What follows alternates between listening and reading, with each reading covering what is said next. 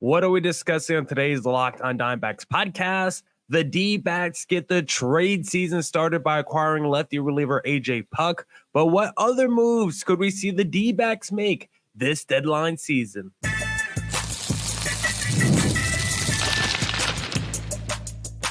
You are Locked on Diamondbacks, your daily Arizona Diamondbacks podcast, part of the Locked on Podcast Network, your team every day.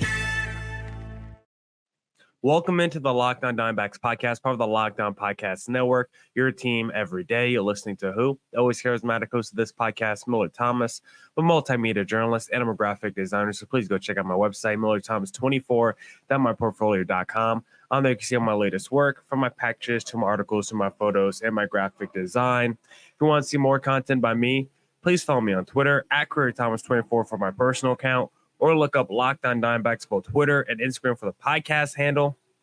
And please look up Millard.Thomas123 on Instagram for the personal account as well. Today's episode is brought to you by Supply House, the reliable way to get parts fast. Shop for your next plumbing, HVAC, or electrical job and get shipping from coast to coast at supplyhouse.com. On today's Locked on Diamondbacks podcast, we will be talking about the D-backs getting the deadline season started by acquiring lefty reliever A.J Puk. What other moves could we see the D-backs make before the MLB trade deadline? And then we'll get into a little preview of the Pittsburgh Pirates series. Thank you for making Locked on Diamondbacks your first listen every day. I would not be able to do this podcast without you, my loyal listeners, sharing, subscribing, reviewing, doing all that so I could do this podcast for you. Thank you. It's free. It's available on all platforms, so please continue to tell your friends. And one of those platforms is YouTube. Please hit subscribe to Locked on Diamondbacks on YouTube. All right. Let's get back into the Locked on Diamondbacks podcast, and let's talk about the splash move that the D-backs make kicking off the MLB trade season. I apologize if there's any background noise. I'm currently in the most magical place in the world, Orlando, Florida, enjoying my time for the next few days. So we might get some outdoor podcasts. So I'm like next to a little waterfall. So you guys might get a little background noise over the next few days on these podcasts. So I apologize for that. But let's talk about the D-backs kicking off the trade season, because Mike Hazen went out there, got aggressive, and he acquired A.J Puk, lefty specialist from the Miami Marlins. And I love this move by the D-backs because I think we've talked a lot so far on the podcast already about potential moves that the D-backs can make. And we'll talk about more of those potential moves in segment number 2. But we've said the most realistic move that the D-backs will probably do this deadline, if they make just one move, the most realistic move that they would probably do is upgrade that pen and go get a lefty reliever. That was probably the most glaring, biggest need on this current D-backs team, was not having another lefty, not having the depth there, only having Joe Mantiply. Like, you can't just rely on Joe Mantiply as your only go-to lefty. The D-backs needed more options, and so they went out there, got themselves a very talented 6'7" lefty, A.J Puk from the Marlins, 29 years old, can throw mid-90s, fastball, sinker, really like his pitching arsenal. Now, when you look at A.J Puk and look at the numbers, the first thing you're going to say is, wait, we acquired this guy, we gave up a decent amount, and this guy has a higher ERA than Joe Mantiply. Mantiply is a 3.99 ERA. This guy's a 4.3 ERA. What is going on here, D-backs? Why should I get excited about a guy with a worse ERA than Joe Mantiply? Well, it's because when you look at A.J Puk and break down the numbers for him this year, when you look at the splits for a Puk, he started the season as a starter for the Miami Marlins. He didn't start the year in the pen. He started the season as a starter for the Miami Marlins. And when you look at his numbers as a starter, where he started the first 4 games of the season, not very good. He was not a very quality starter at all for the Marlins. When you look at his numbers as a reliever, he's been absolutely shut down. And that's why the D-backs did this deal. As a starter, 9.22 ERA in 13.2 innings pitched. He gave up 14 earned runs. A.J Puk was a terrible starter this season.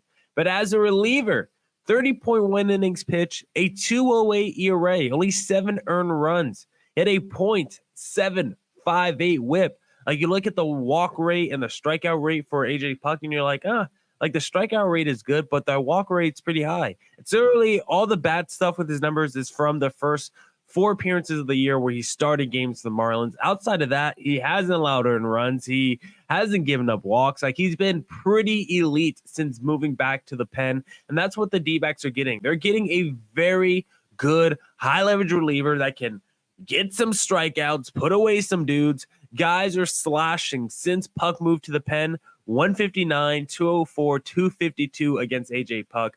This may not be the sexiest move, may not be the biggest splash. It's not like the Mariners going out there and acquiring Randy Rosarina, right? We know what Randy has done in the postseason the last few years. He's made some big splash plays. Like, that is a name that really draws some attention when it comes across the ESPN ticker.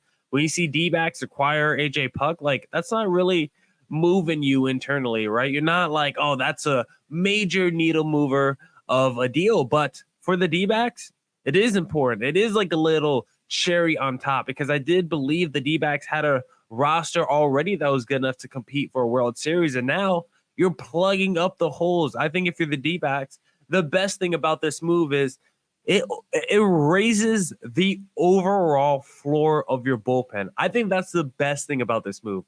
The floor of your bullpen has been raised dramatically, because now a guy, hopefully, like Miguel Castro, no longer has to pitch for the D-backs, right? Every reliever now you can look at your pen should at least be way more competent now that you're bringing in A.J. Puk into the building. The floor of your bullpen overall raises. Because when you think about the relievers now in the D-backs bullpen, closer Paul Sewald, obviously he's a little shaky. There's some concerns, but overall, I still would say he's a positive reliever, right?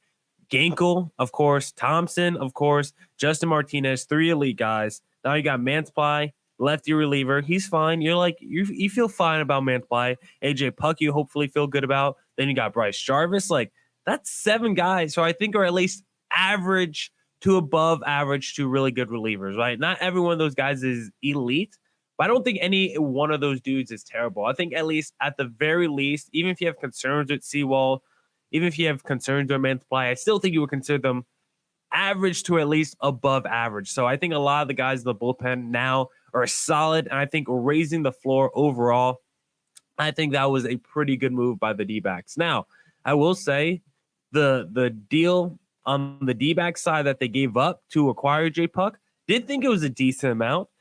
Devison De Los Santos, really liked him a lot. Really a prospect I want to see with the D-backs. Major power numbers, but strikeout numbers pretty high. Not really a defensive player, so I don't think D-backs are afraid to move off him. And then the other prospect seemed to be a infielder converted to an outfielder this season. So probably guys that just smashed better because they were in some really hitter-friendly leagues with the D-backs minor league affiliations potentially.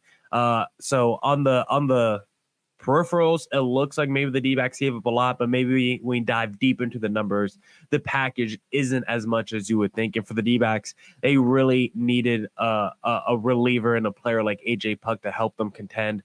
Really like this aggressive move by the D-backs. Time and time again, the D-backs have shown their commitment dating back to last season for trying to contend, right? They cut the dead weight last season with the Mad Bums, the Nick Ahmeds. You go back to the trade deadline last year with them going out there, getting Tommy Pham, getting Paul Sewald, the free agency spending that we saw this past offseason. Now more moves. Gotta respect the D-backs front office and their continued commitment to try and building a winner out here.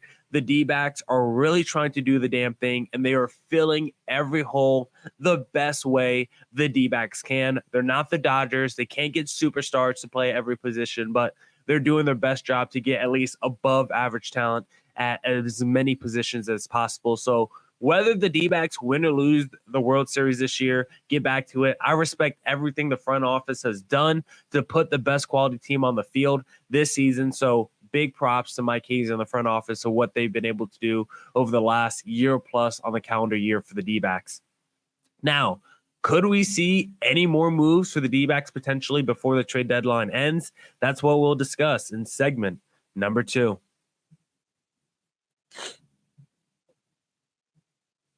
But hey, If you want to bet on the D-backs winning game number 1 against the Pittsburgh Pirates or any game in this series, then why not place a little wager down on FanDuel Sportsbook? Because I love sports. I love them so much. I never want them to stop as the playoffs wind down. We get fewer games, and the sports aren't sporting like I want them to. But FanDuel lets me keep the sports going whenever I want. All I have to do is open the app and dream up bets anytime I'm in the mood. And this summer, FanDuel is hooking up all customers with a boost or a bonus daily. That's right. There's something for everyone every day, all summer long. My favorite thing to do on FanDuel is the same game parlay. I take the D-backs money line. I pair that with Ketel Marte over on total bases, and then Brandon Pfaadt on the mound. Give me the over on strikeouts. So head over to FanDuel.com and start making the most out of your summer. FanDuel, official sports betting partner of Major League Baseball. And also, this episode is brought to you by Booking.com. Yeah, but hold on. Let me bring up my little overlay for my video audience. With summer travel heating up, especially travel for baseball games, it's time to explore those U.S. cities you always secretly want to learn more about. Yes, we're talking about your rival cities with hotels, bed and breakfast, vacation rentals, resorts, and so much more on Booking.com. You might just find your perfect stay even in your baseball rival cities. From hotels that look over stadiums to family-friendly resorts, Booking.com has so many choices across the U.S. for your summer travel this MLB season. I have to be thankful to Booking.com earlier this summer for allowing me to go to San Diego and to catch D-backs versus Padres at Petco Park. Use Booking.com to book my stay, and it was fantastic. The right stay can make you a fan of any U.S. city, even your rivals. Book today on Booking.com, on the site, or in the Booking.com app.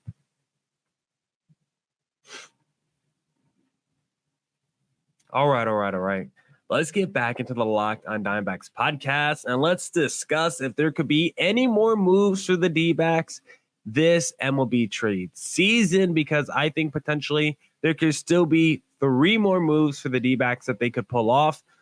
They could still go out there and acquire a power bat, still go out there and get back-end bullpen help, or still go get rotation help. I think those are the 3 things you would look at for the D-backs to, if they want to make another move. I think it would be addressing potentially one of those 3 areas of concern. The D-backs right now currently middle of the pack when it comes to home runs in the National League. So I could see them trying to go out there and add a power hitter, potentially an outfielder, because when you look at Gurriel and Corbin Carroll, and of course Thomas and McCarthy aren't power hitters, then when Carroll and Gurriel, 2 guys who are 20-plus home run guys last season, giving you nothing from a power department this year, I could see the D-backs saying, let's go out there and get a power hitter that could play in the outfield potentially, or he just, a right-handed DH to pair with Jock Peterson, because you still got Randall Grichuk that could play outfielder for the D-backs as well on the squad. And really, it's kind of hard to add another outfielder, to be honest, with so many outfielders that the D-backs currently have in the mix. But I could see the D-backs trying to go out there and get another power guy. He would probably most likely be a right-handed power bat, because they probably need that more. When you think of all the lefties that they already have, you already have Carroll, Thomas, and McCarthy. It would just be hard to fit another lefty on the team. I mean, the other issue is you probably would have to get rid of one of those guys if you're bringing in another outfielder, right? Who would you get rid of? Who would be the tough call to open up the spot if you bring somebody else in?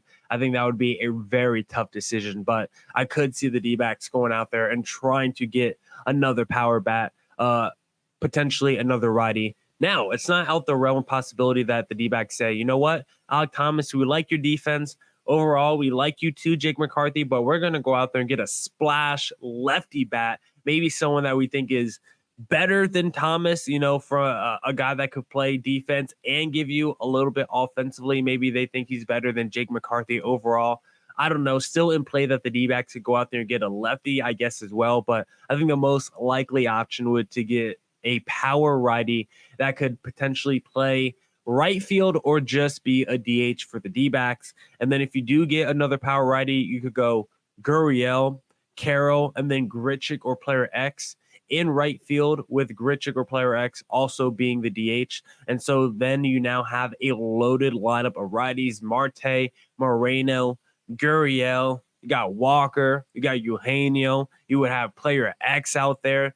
Like, all of a sudden, you're super deep in what you could do in those Torey Lovullo platoon situations. When you talk about that, when you have a lefty on the mound, all of a sudden you could go like 7-8 deep in terms of quality right-handed bats. You could still go Kevin Newman at shortstop if you really want as well. Like, Corbin Carroll could be the only lefty in the lineup if you want, and I would keep him in the lineup because of his speed and dynamic ability. But you could also swap out Corbin Carroll with Jake McCarthy, who has crushed left-handed pitching this year. And so if you win with 8 righties and then Jake McCarthy, like, that's a pretty nice lineup to throw out against left-handed starters this season. So I would not be surprised if the D-backs will look at the power market and try to add a guy that could play DH or play in the outfield and to pair with a Jock Peterson. Because imagine if the D-backs went out there and got like a Brent Rooker to pair with a Jock Peterson, then you still use Randall Grichuk as an outfielder off the bench. Like, your lineup is so strong against left-handed pitching now. I think that could definitely be an option that the D-backs potentially do. Now, could there be a dream scenario where the D-backs make a major splash in the outfield? Like, could the D-backs say, you know what, let's package a Thomas, let's package a Jake McCarthy and another prospect, and let's go get, we saw Randy Rosarino already leave the market, but could we get like a Luis Robert? I don't know how expensive he would be. I don't know what his cost would be. He's a very talented guy, but he's having a little bit of a down season right now. I think he's in the second to last year of his 6-year deal. So it's like couple years left on his deal, having kind of a down year. Like, maybe he's not as expensive as he normally would be. That's a super splash long-term piece that could fit next to Corbin Carroll. I think that would be a very, very intriguing deal for the D-backs, but I don't think that's very likely. Again, when you think about the most realistic option, like we talked about the D-backs acquiring a lefty specialist, the most realistic option, the D-backs probably just going out there and acquiring like a Brent Rooker level, maybe like a Lane Thomas level player, probably like a more one-year rental player for the D-backs than a true long-term piece like Luis Robert. Now, could the D-backs also go out there and acquire some bullpen help? Like, if they really are concerned about Paul Sewald and him being a closer, could the D-backs take a look at the closer market and some guys that could be high-end, high-leverage, high-end back-end relievers for you? Because there are some other pretty good options on the bullpen market as well. We know from the Oakland A's, Mason Miller, he's probably going to be the hottest name out there. Could the D-backs just make a splash play with him? The issue is relievers could drive up a tough bargain. We already saw what it costs to get A.J. Puk. Could the Mason Millers be too expensive?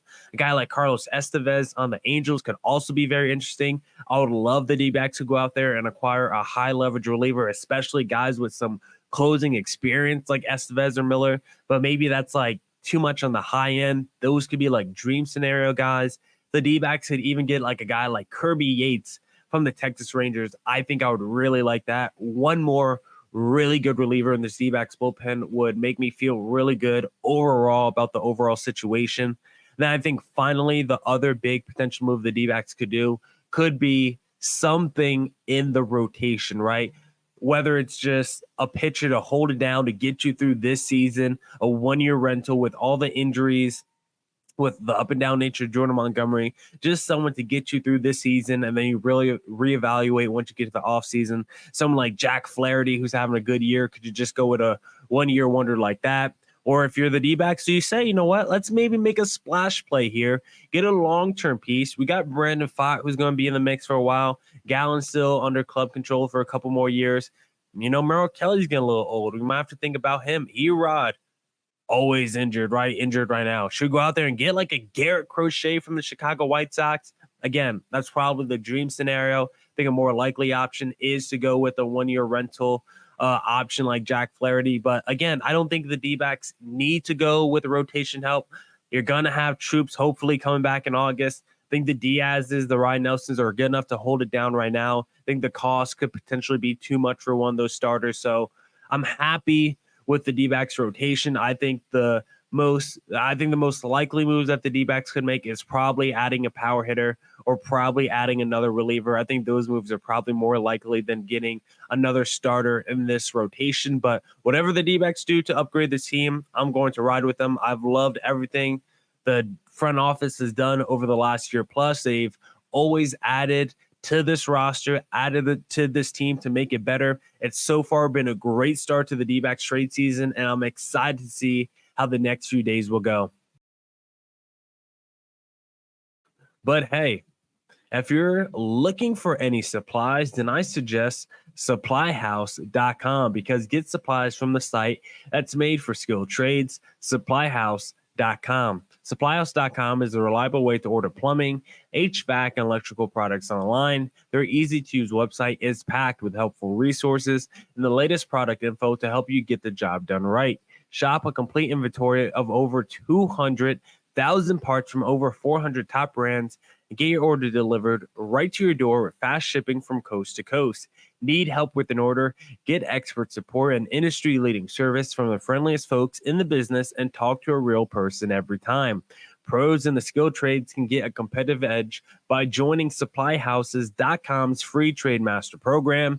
Every Trade Master gets access to a dedicated phone line, free shipping, and discounts on every order. Join the thousands of trade pros already benefiting from their free membership at supplyhouse.com/TM and order plumbing, HVAC, and electrical supplies from anywhere with just a few clicks at supplyhouse.com.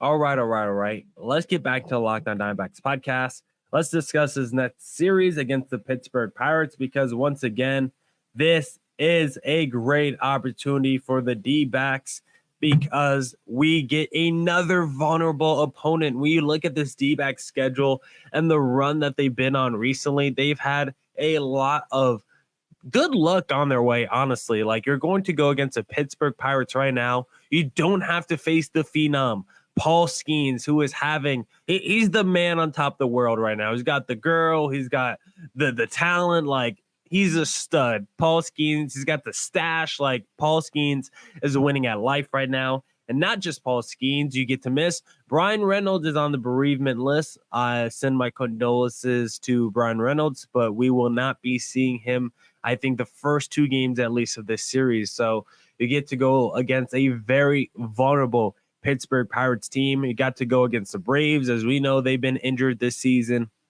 You got to go against the Blue Jays that they started to try and sell off pieces. Padres were injured when we went against them. The Dodgers were injured when we went against them earlier this month. D-backs have had a lot of breaks against these opponents, and they've taken advantage all month long against these teams. They beat the Dodgers. They beat the Padres. They've beaten every team on their schedule in the month of July except for Atlanta, but they have not lost a series all month, and they cannot start it now against the Pittsburgh Pirates. This is another vulnerable series for the D-backs to potentially win. The Pirates are having a good month of July, but you're catching them at the perfect moment right now.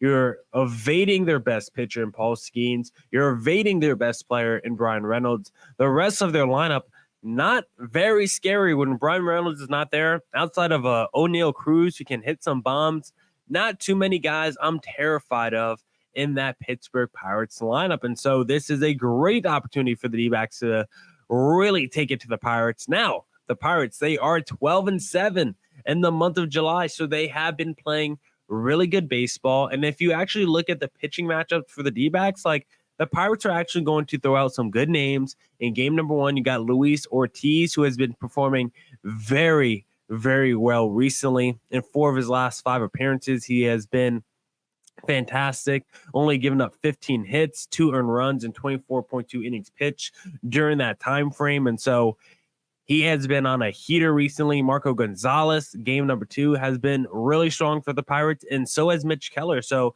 you look at the ERAs for the next 3 games, 2.57 for Ortiz, 2.7 for Gonzalez, 3.34 for Keller. You got some tough competition going with the pitchers of the Pittsburgh Pirates, even minus a Paul Skeens. It's not going to be easy. It could be a little bit of a pitcher's duel this series.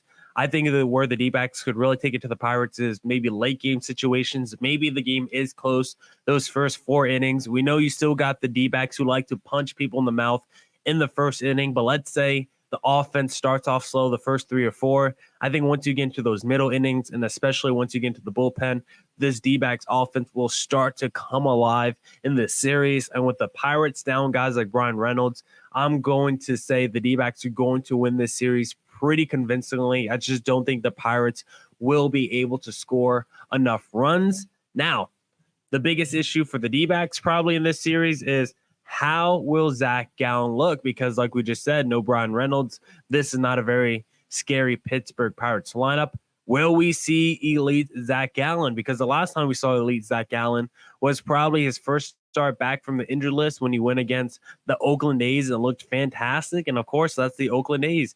He should look fantastic against them. But in his last 4 starts, I don't think he's been that great. Against the Cubs, he did go 5 shutout innings, but the previous 3 starts before that, very, very shaky performances from Zach Gallen. And I don't know if I loved him in that most recent start against the Cubs. Still had 6 walks allowed. And so want to see Zach Gallen just have a feel-good performance against a very untalented Pirates lineup.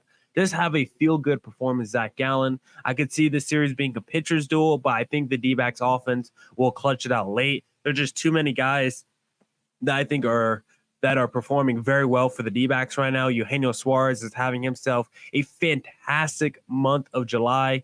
So is Gabriel Moreno. Ketel Marte, 3 games straight with a home run. Like, I think there's too many guys in the lineup that are performing well right now. I think offensively they should be fine. It might be slow in the first few innings, but I think once you get to the middle to late innings, D-backs should really take it to the Pirates. Pirates are vulnerable right now for the Pirates are vulnerable right now. So for the D-backs, we got to continue finishing the month strong.